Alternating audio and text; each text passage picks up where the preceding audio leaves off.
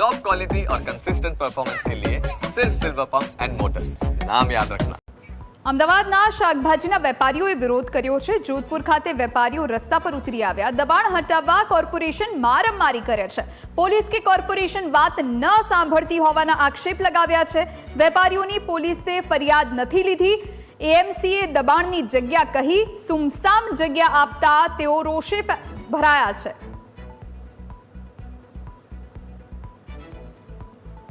Ahmedabad municipal corporation દ્વારા જે શાક માર્કેટ લગાડવામાં આવે છે તેમાં ઘણી જગ્યાએ દબાણની જમીન છે તો બીજી જગ્યાએ તમને શાક માર્કેટ આપવામાં આવ્યું છે, પરંતુ હાલમાં જોધપુર ગામમાં આપણે આવ્યા છીએ અને ત્યાં તમે જોઈ શકો છો હાલમાં કે લોકો અહીંયા જ્યારે શાક માર્કેટ લગાડે છે ત્યારે તેમને દબાણની જમીન કહીને બીજી જગ્યાએ મોકલવામાં આવે છે અને સાથે બીજી જગ્યાએ પણ એવી જગ્યાએ મોકલવામાં આવે છે કે જ્યાં રાત્રે એક કોઈ માણસ ત્યાં ફરકતું ના હોય તેવી જગ્યાઓ આપવામાં આવે છે, એટલે કોઈ ધંધો તેમને થતો નથી। ફરીથી અહીંયા આવીને વાત કરીએ કે એ લોકો ધંધો કરે છે પરંતુ દબાણ દ્વારા તેમને ક્યાંક ને ક્યાંક ભગાડી દેવામાં આવે છે। આપણી સાથે લારી ગલ્લા સંઘના જે પ્રમુખ છે તે છે, શું સમગ્ર વિગત બની હતી, કઈ રીતે તમને એથી વાત કરીએ કે મારવામાં આવ્યા હતા અને ભગાડવામાં આવ્યા?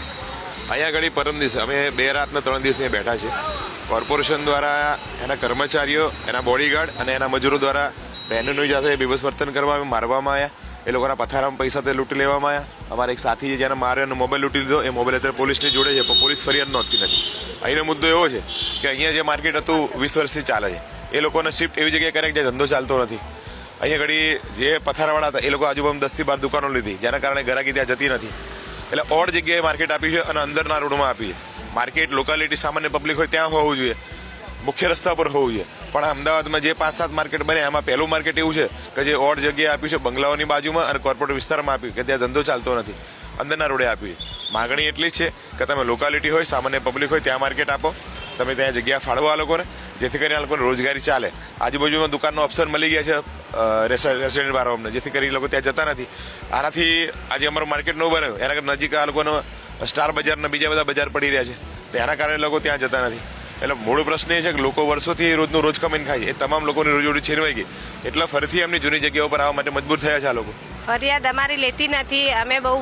અમે જો દૂર માર્કેટ અમને પડી જાય છે અને ગ્રાહકો બી એમ કહે છે કે અમને બહુ દૂર પડે છે, અમે અહીંયા આવવા તૈયાર નથી। આજુબાજુ ગાર્ડન છે અને હાવ ખરાબ કિસ્સા થાય છે। અમારા લેડીઝું અને બૈરા બધું ખરાબ જોઈને પાછા પડી જાય છે। લેડીઝ એમ કહે છે સામ જગ્યા છે, અમે અહીંયા આવવા તૈયાર નથી, અમારે અહીંયા જવું જ નથી, તમે અહીંયા આવી જાઓ, અમે અહીં બેસીએ, અમારા એમના ભાઈ વિડીયો છે, અમારા ભાઈ સહે છે, બધું છે। ગ્રાહકો એમ કીધું છે કે અમારે અહીં ધંધો કરો તમે, અમારે અહીંયા આવું જ નથી અને અમને એ જ જગ્યા આલો જે અમારી હતી ફરમીદ, અમારો ધંધો થતો જ નહીં, બિલકુલ ધંધો નહીં થતો। ફરિયાદ લેતા નથી અને હાથ ચાલાકી કરવામાં આવી હતી, એ શું ઘટના બની? ઘટના બની હતી કે અમે ફરિયાદ કરી, 2-3 જણાને માર્યા, હાથમાં વગાડ્યું, પછી એક જણને હાથ પકડ્યો, લેડીઝને હાથ પકડ્યો, અમારા પૈસા લૂંટી લીધા। અમે ફરિયાદ નોંધાઈ, છેડછાનીએ કરી, બધું કર્યું, પણ અમારા વિશે અમે પૂરી ફરિયાદ કરી, પણ ફરિયાદ અમારા લેતા નથી, પોલીસ કમ્પ્લેન। ચોક્કસથી અત્યારે પોલીસ છે તે રક્ષક હોય, પરંતુ અત્યારે જે રક્ષક છે તે જ રક્ષા કરવા માટે આગળ નથી આવી રહ્યા અને ફરિયાદ નથી લઈ રહ્યા, એટલે ખૂબ જ ગંભીર બાબત અહીંયા જોવા મળી રહી છે।